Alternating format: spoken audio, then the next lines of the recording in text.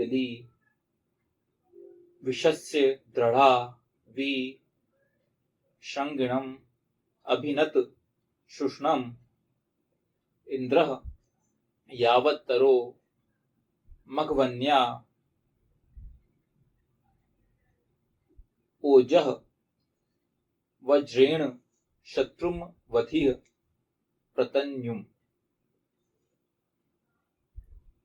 निश्चित रूपेण भली भांति वेधन किया इली विष का, दृढ़ता पूर्वक विशेष रूप से सींग वाले को, शोषण करने वाले को छिन्न भिन्न किया।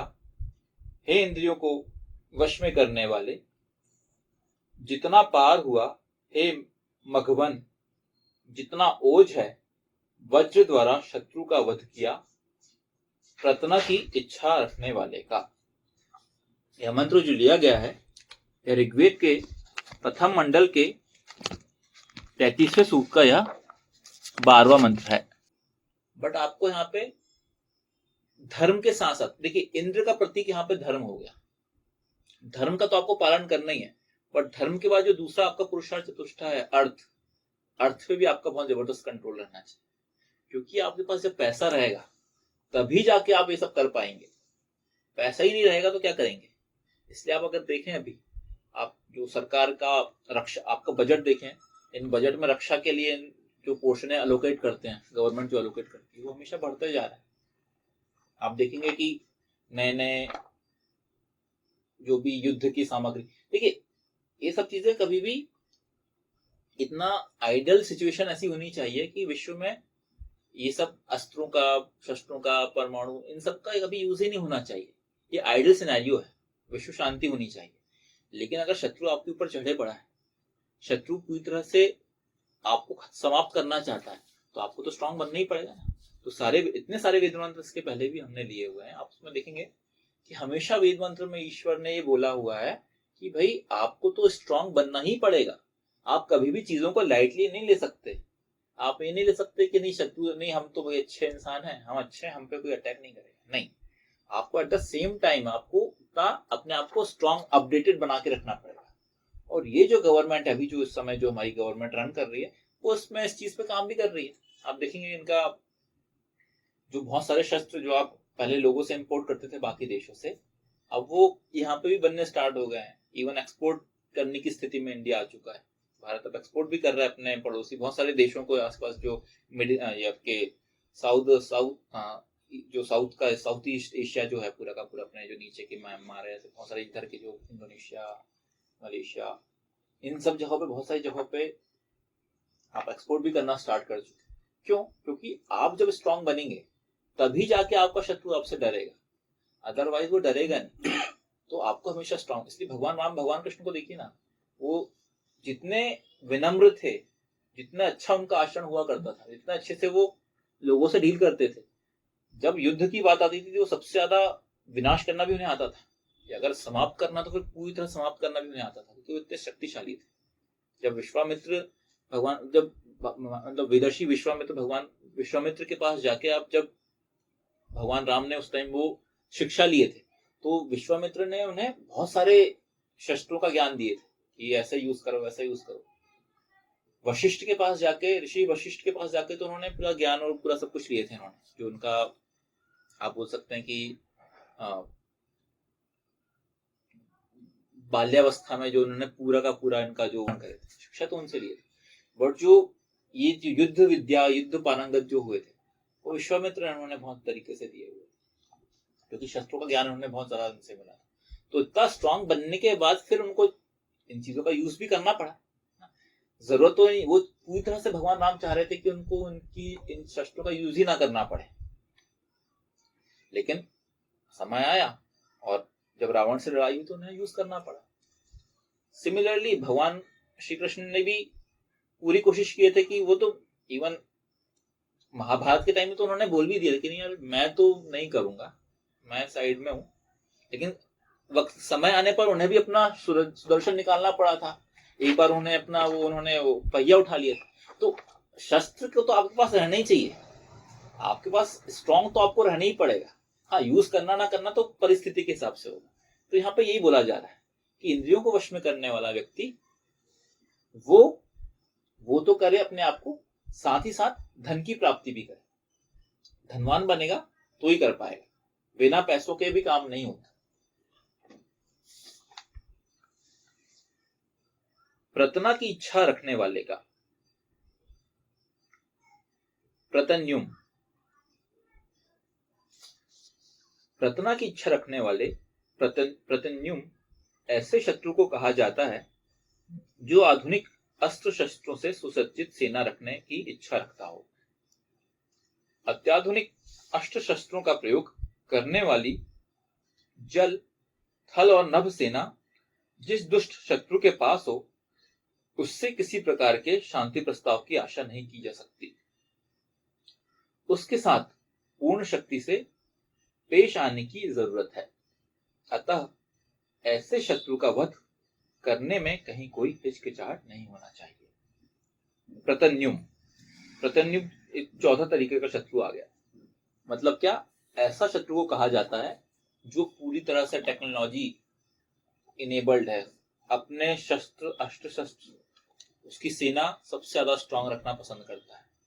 अब हम अपने पड़ोसियों को देख सकते हैं, भले खाने का पैसा आपके पास ना हो, लेकिन पूरी तरह से हम अपनी सेना पे और अपने शस्त्रों पे, अस्त्रों पे यहाँ वहां से कर्जा ले लेके, चाइना अमेरिका से कर्जा ले लेके हम अपनी शस्त्र को एकदम सुसज्जित रखेंगे, हमारी सारी सेना को स्ट्रांग रखेंगे। भले सेना को खाना खिलाने का पैसा नहीं है, सरकार जनता को खिलाने का पैसा नहीं है, लेकिन ये है। तो इस तरीके के भी हैं। तो ये उसी तरीके का शत्रु है प्रतन्युम, कि जिनको खुद के लाले पड़े हुए हैं, लेकिन उन्हें हमेशा अपडेट रहना है। और अपडेट रहने के लिए फिर क्या करना है उन्हें? ऐसे, यहाँ ये बोला गया कि ऐसे जो शत्रु होते हैं, ठीक है, वो हमेशा ही तैयार रहते हैं। उनसे आप कितनी शांति की प्रस्ताव की आशा कर लें, आप उनसे कर ही नहीं सकते।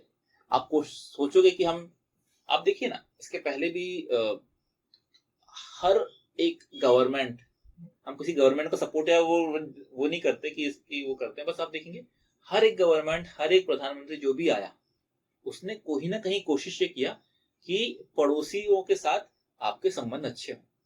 किसी ने भी, आज के जो पीएम हो या पहले के भी पीएम, सबसे देखिए हर किसी ने एक कोशिश जरूर किया कि यार, भले किसी की भी गवर्नमेंट हो, भले कांग्रेस की गवर्नमेंट हो या आज बीजेपी की गवर्नमेंट हो, ऐसा नहीं कि बीजेपी वालों ने कभी भी शांति के लिए नहीं करा ना। अटल बिहारी वाजपेयी का अगर आप नाम लेंगे या आप नरेंद्र मोदी जी का नाम लेंगे, इनका जिनका भी नाम लेंगे आप, सब लोगों ने भी, ऐसा नहीं है, उन्होंने भी पूरी कोशिश की कि शांति हो, शांति के लिए काम किया जाए।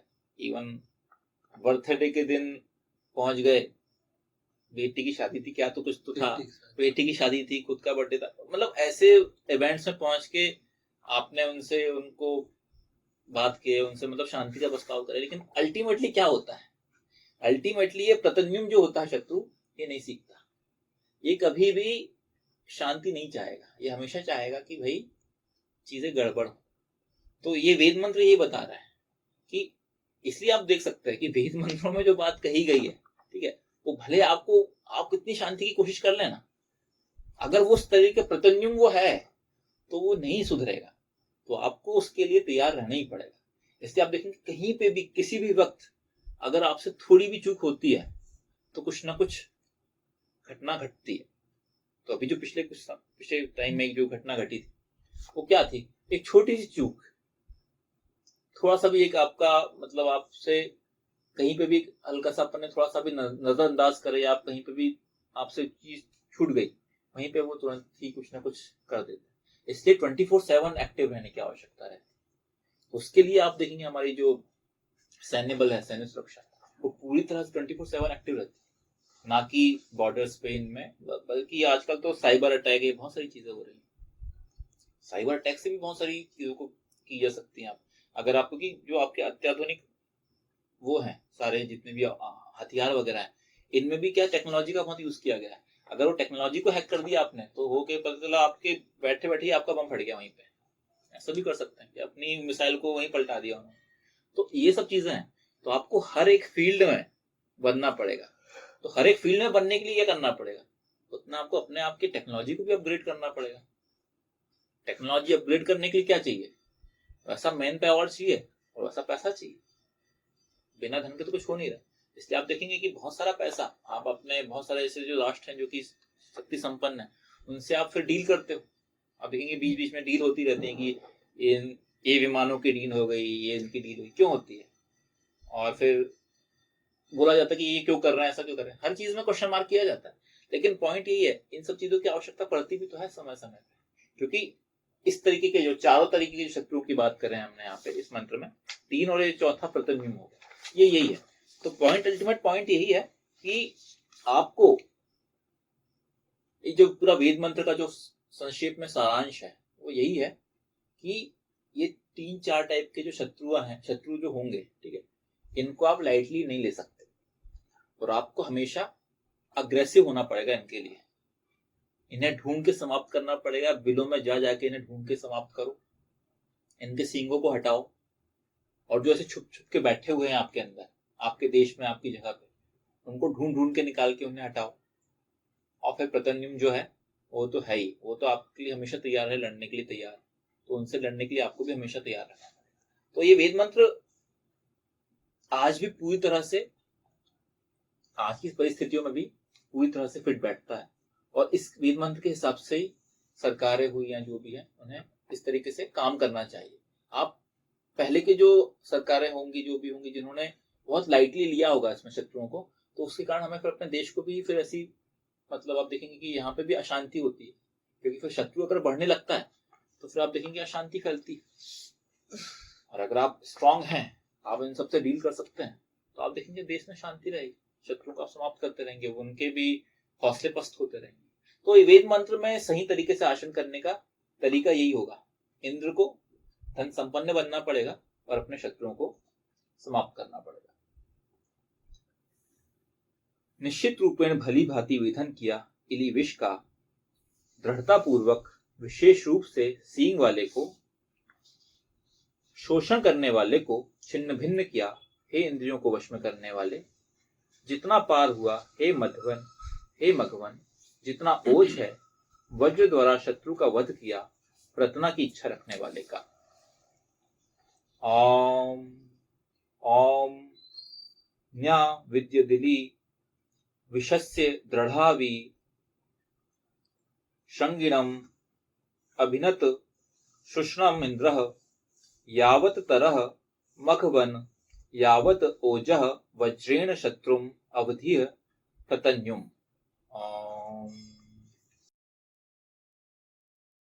वैदिक पर्सपेक्टिव के इस YouTube चैनल को सब्सक्राइब करें, वीडियो को लाइक व शेयर करें।